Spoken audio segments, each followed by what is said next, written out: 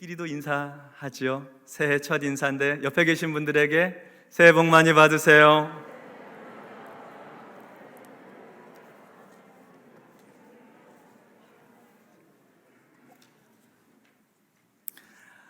네, 오늘은 너는 하나님께 소망을 두라 하는 제목으로 하나님의 말씀을 전하도록 하겠습니다. 새해 첫날입니다. 2023년 새해에는 어떤 좋은 계획들을 갖고 계시는지요? 하나님의 선하신 손길, 또 우리 성도님들의 삶에 하나님의 능하신 손길이 함께 해주셔서 기도하고 세운 계획, 기도하며 진행하는 일들이 형통하게 되고 열매 맺게 되고 결실하게 되는 새해가 되시기를 주의 이름으로 축원합니다. 새로운 마음으로 시작하는 새해입니다. 새로운 희망과 소망 속에서 출발하고 있습니다. 그런데 사실 한쪽 마음은 좀 편안하지 않은 것도 있는 것이 사실인 것 같습니다. 여러 가지 우리 삶의 지표들이 우리를 불안하게 만들고 있기 때문입니다. 일단 먹고 사는 경제적인 부분에서 보면 고물가, 고금리, 고환율의 삼중고를 겪고 있습니다. 그리고 보통은 희망적으로 경제 성장률을 제시하는 정부조차 금년 우리나라 경제 성장률을 1.6%라고 말하고 있습니다. 이는 사실상 국가 경제 위기 수준의 어려움을 겪게 될 것이라 하는 그런 예고의 말이기도 합니다. 사업을 하시는 성도님들, 또 소상공인 자영업자들, 그리고 직장 생활하시는 분들 모두에게 쉽지 않은 시간이 될 것입니다. 정치는 이념적으로 더 큰 갈등과 부딪힘이 계속되고 있고, 서민들의 삶과 민생을 챙기기보다는 정치적인 이익을 위한 계산에 따라 움직이고 있습니다. 좀 수준 있는 정치를 기대하는 것이 지나친 기대인가 싶습니다. 정치권을 향한 국민들의 시선이 불안하기 이를 데가 없습니다. 국가 안보도 불안하기는 마찬가지입니다. 지난 주간에 북한의 무인기들이 강화, 김포, 서울 인근 상공에 들어와서 7시간이나 머물렀다는 뉴스를 접했습니다. 머물러 있었던 것도 문제이지만 긴 시간 동안 적절한 조치가 이루어지지 못했습니다. 한마디로 우리나라 대한민국 영공이 다 뚫린 것이지요. 무인기의 크기가 작고 레이더에 새떼와 같이 있으면 잘 잡히지도 않고 사격을 하는 것도 어렵고 여러 가지 대응하기에 어려움이 있었다는 것을 감안하더라도 과연 국가 안보 시스템이 제대로 작동하고 있었는지 의구심이 듭니다. 개인적으로도 미래가 불안한 사람들이 있습니다. 취업준비생들은 경제 한파에 직장을 잘 구할 수 있을지 걱정이 큽니다. 대출 이자를 감당하기 버거운 서민들의 시름이 깊어갑니다. 부조조정, 감원, 희망퇴직 등도 삶의 위협 요소지요. 질병으로 투병 중인 분들도 힘드시고, 그리고 어르신들의 노년의 삶도 불안하기는 마찬가지입니다. 우리 살면 주변 곳곳에 이 불안의 요소들이 참 많이 있는 것 같습니다. 우리는 새해를 시작하면서 이 불안의 요소들을 어떻게 다루어야 할까요? 어떻게 극복하고 넘어서서 새 소망 가운데 힘찬 출발을 할 수 있겠습니까? 먼저 1절과 2절의 말씀을 보도록 하겠습니다. 하나님이여, 사슴이 시냇물을 찾기에 갈급함같이 내 영혼이 주를 찾기에 갈급하니이다. 내 영혼이 하나님 곧 살아계시는 하나님을 갈망하나니 내가 어느 때에 나아가서 하나님의 얼굴을 배울까? 시인은 하나님께 간구하고 있습니다. 부르짖어 기도하고 있습니다. 그런데 그 기도의 제목이 하나님, 저 좀 잘 살게 해주십시오. 가난에서 벗어나게 해주십시오. 제 원수를 멸하게 해주십시오. 저를 구원해 주십시오. 자기 필요를 얘기하는 기도가 아니고요. 이 시인이 지금 구하고 있는 것은 하나님을 구하고 있습니다. 하나님을 갈망합니다. 하나님을 향해 갈급한 마음으로 부르짖습니다. 하나님의 얼굴을 뵙기 원합니다. 하나님 자신을 구하고 있습니다. 사슴이 시냇물을 찾기에 갈급함같이 내 영혼이 주를 찾기에 갈급하나이다. 갈급 아시죠, 여러분? 몹시 급한 갈증입니다. 고통스러운 갈증. 그 갈급한 마음으로 하나님을 찾고 있는 거예요. 내 영혼이 주님을 갈망합니다. 갈망한다고 하는 것, 간절하고 애타게 바라는 것입니다. 시인이 갈망하는 하나님, 살아계시는 하나님을 갈망하고 있습니다. 살아 역사하시는 하나님, 하나님을 구하고 하나님을 향해 사모하고 하나님을 향해 갈급해하고 하나님을 뵙기 원하는 거예요. 왜 시인은 이렇게 하나님을 찾기에 갈급하고 하나님을 갈망하며 하나님을 간절히 바라고 있을까요? 우리 3절의 말씀을 보도록 하겠습니다. 사람들이 종일 내게 하는 말이 내 하나님이 어디 있느뇨 하오니 내 눈물이 주야로 내 음식이 되었도다. 시인이 이토록 하나님을 갈망하고 갈급하게 찾는 이유가 있었습니다. 그것은 사람들이 하루 종일 시인에게 하는 말 때문입니다. 사람들은 시인에게 이렇게 말하고 있습니다. 내 하나님이 어디 있느냐? 내 하나님이 어디 계시느냐? 하나님이 살아 계시기는 한 것이냐? 하나님이 살아 계신다고 한다면 내가 이렇게 실패할 수 있느냐? 하나님이 살아 계신다고 한다면 내가 이렇게 망할 수가 있느냐? 하나님이 살아 계시다면 하나님을 섬기는 내가 이렇게 고난받을 수 있느냐? 하나님 어디 계시느냐? 이렇게 조롱하고 있습니다. 그래서 시인이 울고 있어요. 아침과 저녁으로 탄식하며 울고 있습니다. 그래서 시인의 눈물이 곧 시인의 음식이 되었노라고 고백하고 있습니다. 이 시인은 지금 바벨론의 포로로 끌려와 살고 있습니다. 이스라엘이 전쟁에 패했습니다. 망했습니다. 하나님이 선택한 백성인데 그 이스라엘이 바벨론의 속국이 되었습니다. 자유를 잃고 예배를 잃고 이방인의 지배 아래 살게 되었습니다. 게다가 이방인들은 하루 종일 조롱하는 거예요. 내 하나님이 어디 있느냐? 하나님이 살아계시기나 한 것이냐? 이어서 4절의 말씀을 보겠습니다. 내가 전에 성의를 지키는 무리와 동행하여 기쁨과 감사의 소리를 내며 그들을 하나님의 집으로 인도하였더니 이제 이 일을 기억하고 내 마음이 상하는도다. 시인은 전에 안식일을 지키는 사람들과 함께 동행하였습니다. 기쁨과 감사의 소리를 내며 그들을 하나님의 집으로, 성전으로 인도하였습니다.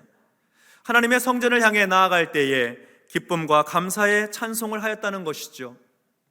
이 시인은 아마도 포로로 끌려오기 전에는 성전에서 예배와 찬송을 담당하던 찬양 인도자, 예배 인도자였던 것 같습니다. 참 귀한 봉사를 했습니다. 열정을 가지고 사역을 했습니다. 신앙생활 잘 해온 사람이죠. 하나님 잘 섬긴 사람입니다. 그런데 사람들을 예배의 자리에 초대하고 사람들에게 하나님을 찬양하자고 인도했던 시인이 이제는 하나님을 예배할 수 없는 곳에서 하나님의 얼굴을 배울 수 없다는 탄식을 가지고 내 하나님이 어디 있느냐 조롱받으며 눈물을 흘리고 있습니다. 하나님을 예배하러 예루살렘 성전에 기쁨과 감사의 찬송을 올려드렸던 것을 추억하면서 이방인들이 조롱하는 말을 들으며 속상하고 마음 상하고 다시 하나님을 예배할 수 있을까? 다시 예루살렘 성전에 나아가 하나님께 기쁨과 감사의 찬송을 올려드릴 수 있을까? 하나님을 뵙기 원한다고, 하나님을 갈망한다고, 하나님을 간절히 사모한다고, 갈급하다고 그렇게 고백하고 있는 것입니다. 5절의 말씀을 이어서 보도록 하겠습니다. 내 영혼아, 내가 어찌하여 낙심하며 어찌하여 내 속에서 불안해하는가? 너는 하나님께 소망을 두라. 그가 나타나 도우심으로 말미암아 내가 여전히 찬송하리로다. 아멘. 시인은요, 자기 영혼을 향해서 선포하고 있어요. 내 영혼아, 내가 어찌하여 낙심하며 어찌하여 내 속에서 불안해하는가? 전쟁에 패하고 포로로 끌려와 살아가는 현실, 삶의 현실을 볼 때에 시인은 불안한 것이죠. 절망하는 겁니다. 낙심이 되는 것이죠. 세상을 바라보니까 두려운 거예요. 그런 시인이 불안에 떨고 있는 자기 영혼을 향해 외치는 것입니다. 어찌하여 낙심하고 어찌하여 불안해하는가? 너는 하나님께 소망을 두라. 너는 하나님께 소망을 두라. 너는 하나님께 소망을 두라. 하나님께 소망을 두면 뭐 달라지는 것이 있습니까? 하나님께 소망을 두면 불안한 마음 사라지고 안전한 마음, 평안의 마음 찾아오는 것일까요? 예, 그렇습니다.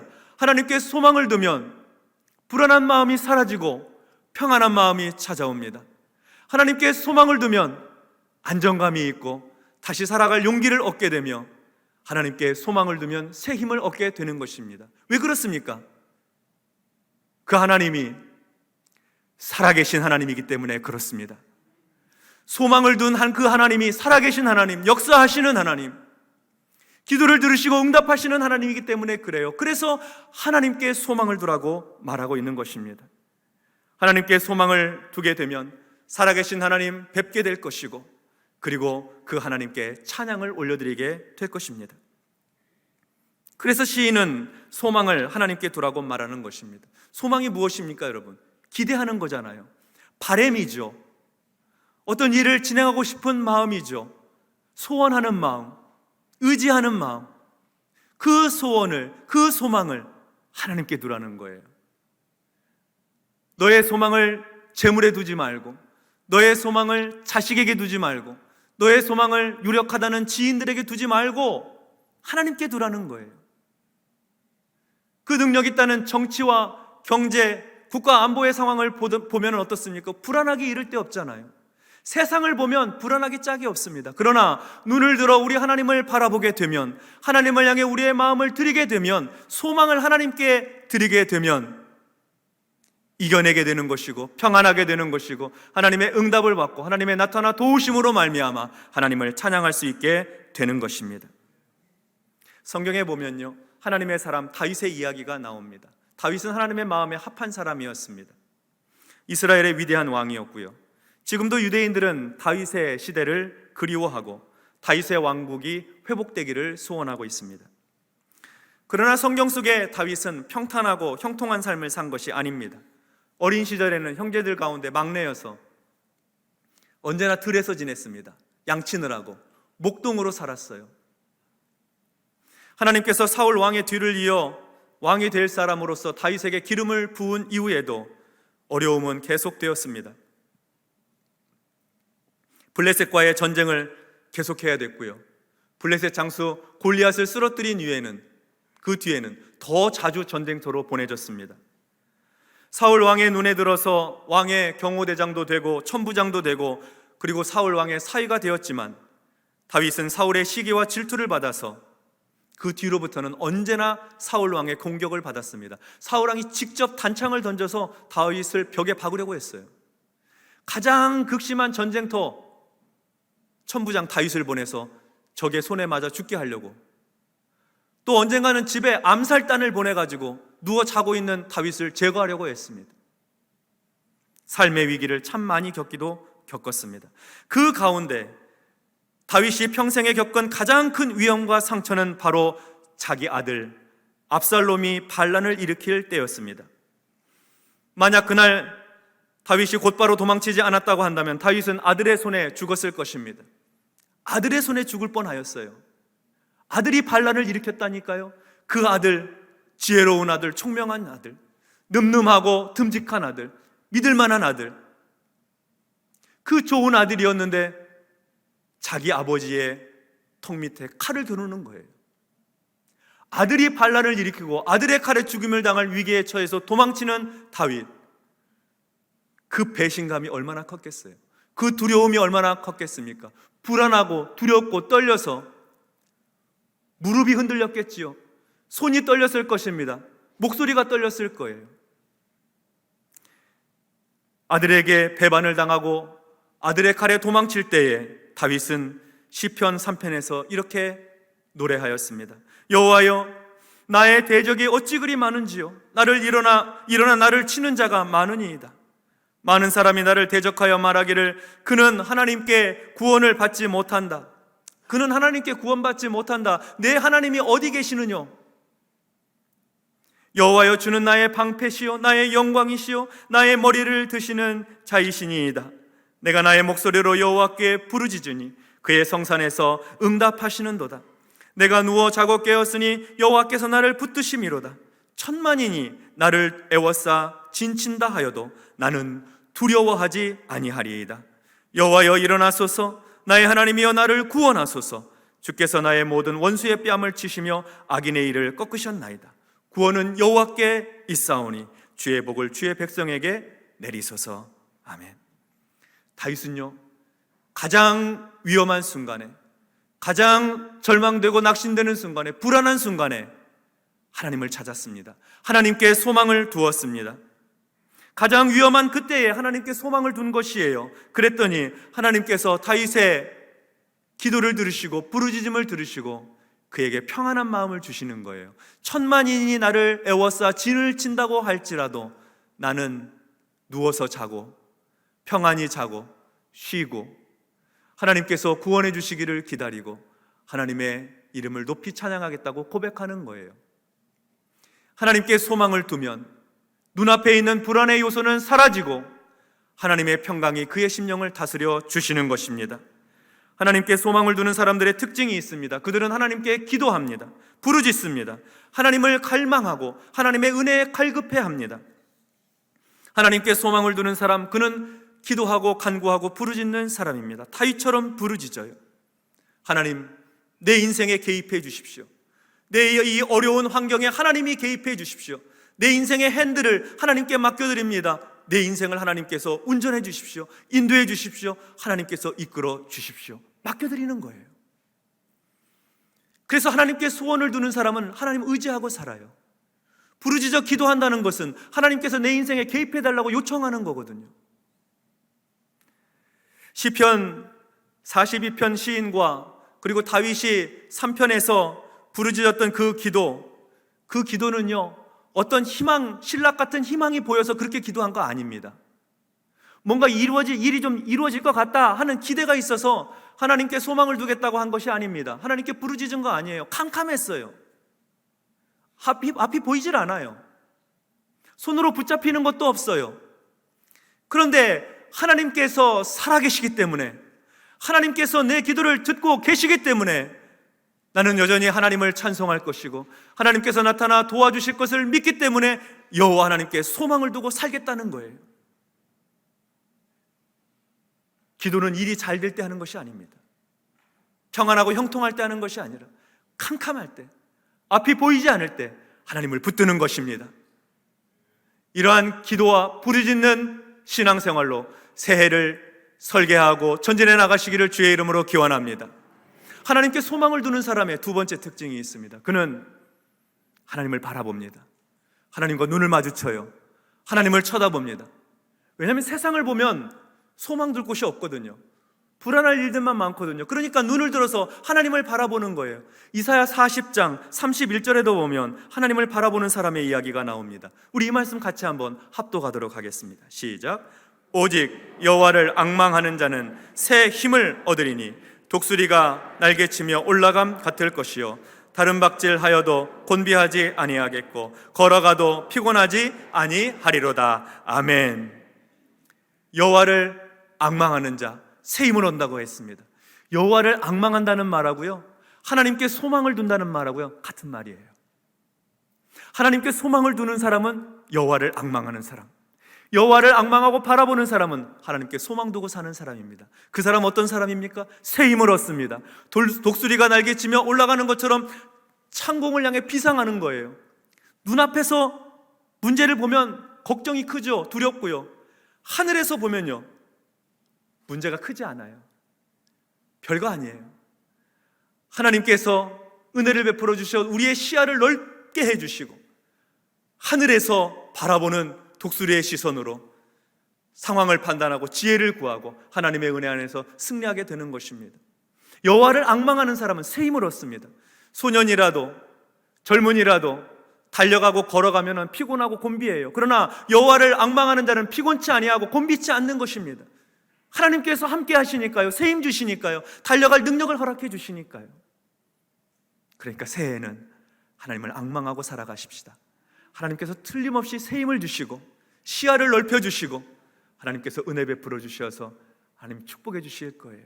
성도 여러분, 2023년 어떻게 살 계획이십니까? 하나님께 소망을 두고 살아갈 수 있게 되기 바랍니다. 하나님을 앙망하고 살아갈 수 있게 되기 바라요. 그러면 하나님께서 체력도 주시고 지력도 주시고 영역도 주시는 것입니다. 하나님은 우리가 하나님을 바라보며 살기를 원하십니다. 하나님께 소망 두고 살기를 원하세요. 우리가 하나님께 소망을 두고 우리가 하나님의 은혜를 구하고 살면 살아계신 하나님께서 우리의 삶에 나타나셔서 우리가 깨달을 수 있도록 나타나셔서 우리를 도와주심으로 말미암아 우리 입술에는 찬양이 그치지 않는 거죠. 네. 새해에는 우리 입술에 찬양이 떠나가지 않는 거예요. 하나님께 소망을 두고 살아가니까요. 찬양하고 하나님께 영광 돌리고 주님의 높고 위대하심을 찬양하는 거죠. 주 예수가 함께 하시면 그 어디나 하늘나라니까요. 하나님 앞에 찬양하는 것입니다. 제가 아는 어떤 분은요, 매일 노래하고 찬양해요. 찬양이 끊이지가 않아요. 노래를 멈추지 않아요. 그래서 어떻게 노래하고 사느냐고, 노래가 멈추지 않느냐고 물어보면 내 입술에서 노래가 멈추는 날, 그날은 심각한 날이니까 조심해야 된다고 그렇게 얘기합니다. 우리 입술에 찬양이 그치지 않고 하나님을 앙망하고 찬양하고 영광 돌릴 수 있다면 새 힘 얻어 사는 것이죠. 작년에 소천하신 이어령 선생님이 그와 비슷한 얘기를 했어요. 그분이 어떤 책에 참치 이야기를 하셨거든요. 참치는 태어나는 그 순간부터 헤엄을 친다고 합니다. 헤엄을 쳐서 물을 빨아들여야만 숨을 쉴 수 있기 때문입니다. 헤엄을 친다는 것은 곧 숨을 쉰다는 것이며 숨을 쉰다는 것은 곧 살아있다는 것입니다. 그래서 헤엄을 멈추면 그 순간 참치는 질식해서 죽습니다. 참치는 잠을 잘 때에도 뇌만이 쉴 뿐 온몸은 움직입니다. 예수 믿는 성도들이 하나님께 소망을 두고 있다고 하는 표현은 언제 나타나는 것입니까? 하나님의 도우심을 입고 찬송하는 입술을 통해 나타나는 것입니다. 찬송이 멈추어져 있다고 하는 것은 우리가 하나님께 지금 소망 두지 못하고 있는 것이에요. 하나님의 도우심을 입지 못하고 있는 것입니다. 내 영혼이 지금 낙심 가운데 있는 것이에요. 그때 우리 선포해야 합니다. 내 영혼아, 내가 어찌하여 낙심하며 어찌하여 내 속에서 불안해하는가? 너는 하나님께 소망을 두라. 그가 나타나 도우심으로 말미암아 내가 여전히 찬송하리로다. 하나님께 소망을 두고 사셔서 2023년은 하나님이 나타나 도와주심으로 말미암아 우리의 입술에, 저와 여러분의 입술에 찬송이 끊이지 않는 찬양하는 한 해, 하나님께 영광 돌리는 새해가 되시기를 주님의 이름으로 축원합니다. 아멘. 기도하겠습니다. 하나님 아버지, 감사합니다. 새해에 불안한 요소들이 도처에 있지만 두려워하지 않겠습니다. 시선을 하나님께 두고 하나님께 소망을 두고 여호와를 앙망하는 믿음을 가지고 살겠습니다. 주님, 내 삶에 찾아오시고 나타나 주시어서 주님 도와주심으로 말미암아 내 입술에 찬양이 그치지 않게 하여 주시옵소서. 예수님의 이름으로 기도하옵나이다. 아멘.